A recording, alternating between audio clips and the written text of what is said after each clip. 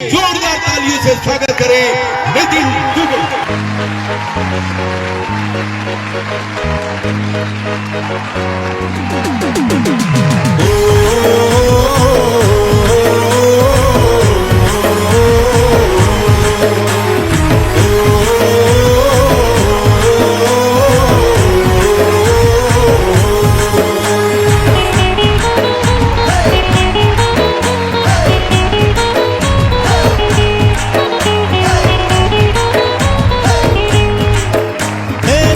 सुंदरी तैमूर पहला प्यार रे, देख रहे सपना हो गे दीदार रे।